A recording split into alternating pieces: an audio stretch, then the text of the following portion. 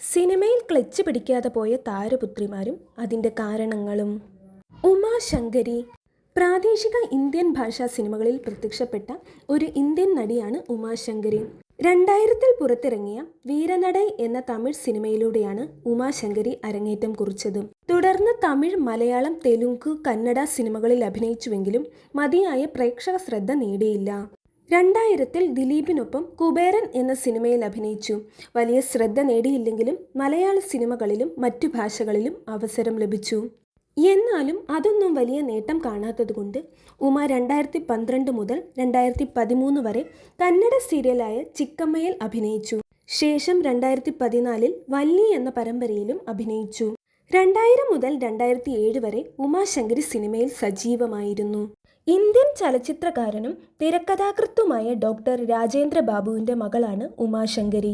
ഉമയുടെ അമ്മ തമിഴ്, തെലുങ്ക്, മലയാളം ഭാഷകളിൽ പ്രകമ്പനം കൊള്ളിച്ച സിനിമാ നടി സുമിത്രയാണ്. സിനിമാ മേഖലയിൽ ഇത്രയും പിടിപാടുള്ള കുടുംബമായിരുന്നിട്ടും ഉമാശങ്കരിക്ക് സിനിമയിൽ വേണ്ടത്ര പ്രശസ്തി ലഭിച്ചില്ല. കൂടാതെ വിവാഹശേഷം താരം സിനിമയിൽ നിന്ന് വിട്ടുനിന്നു. അനു ശശി സംവിധായകൻ IV ശശിയുടെയും അഭിനേത്രി സീമയുടെയും മകളാണ് അനു ശശി. IV ശശിയുടെ സംവിധാനത്തിൽ 2004-ൽ പുറത്തിറങ്ങിയ സിംഫണി എന്ന സിനിമയിലൂടെയാണ് അനു അരങ്ങേറ്റം കുറിച്ചത്. ഈ സിനിമയിൽ ശിവ, അനു ശശി, സ്വാതി വർമ്മ, സുധീഷ്, സുകുമാരി, ജഗദീഷ്, റിയാസ് ഖാൻ, ജഗതി, ലക്ഷ്മി ഗോപാലസ്വാമി എന്നിവരാണ് പ്രധാന വേഷമിടുന്നത്. നിർഭാഗ്യവശാൽ അനുവിൻ്റെ ആദ്യ ചിത്രം ബോക്സ് ഓഫീസിൽ വേണ്ടത്ര വിജയം നേടിയില്ല. ഈ ചിത്രം പരാജയമായതോടെ അതേ വർഷം തന്നെ പുറത്തിറങ്ങിയ കാതൽ.com എന്ന സിനിമയിൽ അഭിനയിച്ചുവെങ്കിലും ബോക്സ് ഓഫീസിൽ ആ പടവും പരാജയം നേരിട്ടു. മലയാള സിനിമയിലെ മികച്ച നടിയായ സീമയുടെ മകളായിട്ടും സിനിമയിൽ ക്ലച്ച് പിടിക്കാൻ അനുവിന് സാധിച്ചില്ല. 2 സിനിമയും പരാജയമായതോടെ അനു പിന്നീട് ഒരു സിനിമയും അഭിനയിച്ചിട്ടില്ല. പാർവതി രതീഷ് മലയാള സിനിമയിൽ പ്രവർത്തിക്കുന്ന ഒരു ഇന്ത്യൻ നടിയാണ് പാർവതി രതീഷ്. 1970-കളുടെ അവസാനത്തിൽ നിരവധി വിജയ ചിത്രങ്ങളിൽ അഭിനയിച്ചിട്ടുള്ള നടൻ രതീഷിൻ്റെ മകൾ കൂടെയാണ് പാർവതി രതീഷ്. 2015-ൽ പുറത്തിറങ്ങിയ മധുരനാരങ്ങ എന്ന ചിത്രത്തിൽ കുഞ്ചാക്കോ ബോബൻ്റെ നായികയായാണ് പാർവതി രതീഷ് അരങ്ങേറ്റം കുറിച്ചത്. ചിത്രത്തിൽ ഒരു ശ്രീലങ്കൻ തമിഴ് പെൺകുട്ടിയായി ഒരു മികച്ച വേഷം ചെയ്തു. ആ വേഷം താരത്തിന് വളരെയധികം പ്രശംസ നേടിക്കൊടുത്തു. തുടർന്ന് 2016-ൽ പുറത്തിറങ്ങിയ കൊച്ചവ്വ പൗലോ അയ്യപ്പ കൊയിലോയിലും 2017-ൽ പുറത്തിറങ്ങിയ ഹൊറർ കോമഡി ചിത്രമായ ലക്ഷ്മിയിലും അതേ വർഷം തന്നെ ഇറങ്ങിയ വാക്ക് എന്ന സിനിമയിലും കൂടാതെ 2018-ലെ കല്ലായി FM എന്ന ചിത്രത്തിലും ശ്രീനിവാസന്റെ മകളായും താരം അഭിനയിച്ചു.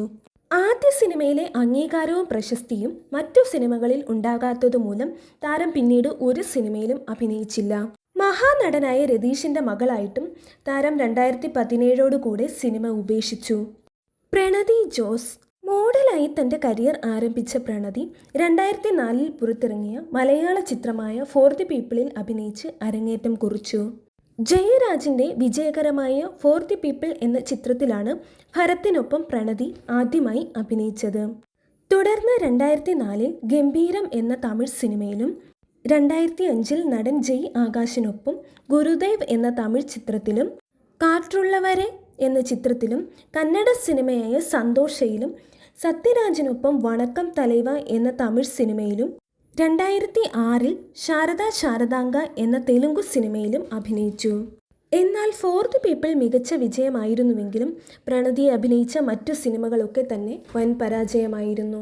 2004 മുതൽ 2006 വരെ താരം സിനിമയിൽ സജീവമായിരുന്നു. പിന്നീട് സിനിമയിൽ അവസരങ്ങൾ കിട്ടാത്തതുമൂലം അവർ തന്നെ സിനിമ ഉപേക്ഷിച്ചു.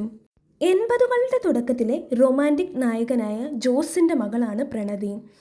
ജോസ് 100ഓളം സിനിമകളിൽ അഭിനയിച്ചിട്ടുണ്ടെങ്കിലും മകൾക്ക് വേണ്ടത്ര പ്രേക്ഷക പിന്തുണ ലഭിച്ചില്ല. മാനസ ഹേമചന്ദ്രൻ തമിഴ്നാട്ടിൽ നിന്നുമുള്ള ഒരു തെന്നിന്ത്യൻ നടിയാണ് മാനസ. പ്രശസ്ത ഛായാഗ്രഹൻ ഹേമചന്ദ്രൻ്റെയും മുൻകാല നടിയായ കനകദുർഗയുടെയും മകളാണ് മാനസ. മികച്ച സിനിമാ പശ്ചാത്തലമുള്ള കുടുംബമായതുകൊണ്ട് തന്നെ മാനസ എളുപ്പത്തിൽ തന്നെ സിനിമയിലെത്തി. 2007-ൽ മമ്മൂട്ടിക്കൊപ്പം ബിഗ് ബിയിലാണ് മാനസ അരങ്ങേറ്റം കുറിച്ചത്.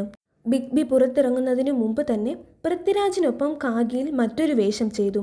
പിന്നീട് Kolkata news, jubilee, the trigger അങ്ങനെ നിരവധി തമിഴ്, മലയാളം, തെലുങ്ക് സിനിമകളിലും അഭിനയിച്ചു. കൂടാതെ മകളുടെ അമ്മ എന്ന മലയാളം സീരിയലിലും താരം അഭിനയിച്ചു.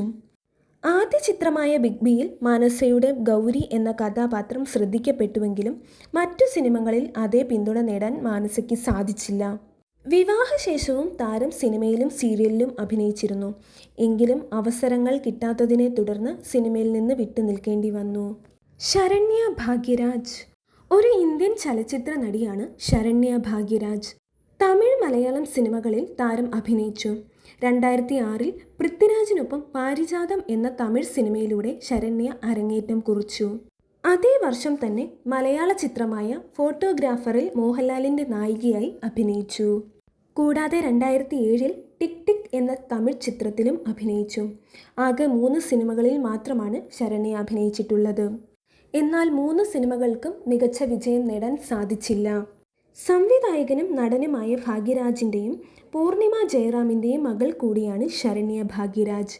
സിനിമാ പശ്ചാത്തലമുള്ള കുടുംബമായതുകൊണ്ട് തന്നെ ശരണ്യയ്ക്ക് എളുപ്പത്തിൽ അവസരം ലഭിച്ചുവെങ്കിലും വേണ്ടത്ര പ്രേക്ഷക പിന്തുണ നേടാൻ താരത്തിന് സാധിച്ചില്ല.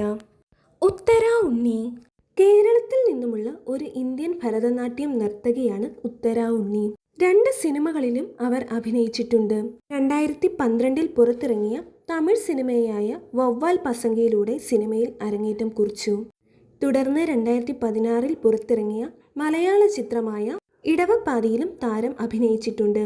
സിനിമയിൽ കൂടുതൽ അവസരം ലഭിക്കാത്തതുകൊണ്ട് 2015 കൈരളി ടിവിയിൽ സംപ്രേഷണം ചെയ്ത മാമ്പഴം എന്ന TV ഷോയിലും 2018 അമൃത ടിവിയിൽ സംപ്രേഷണം ചെയ്ത ശരത്കാല ഇല എന്ന TV ഷോയിലും ഹോസ്റ്റായി അഭിനയിച്ചു.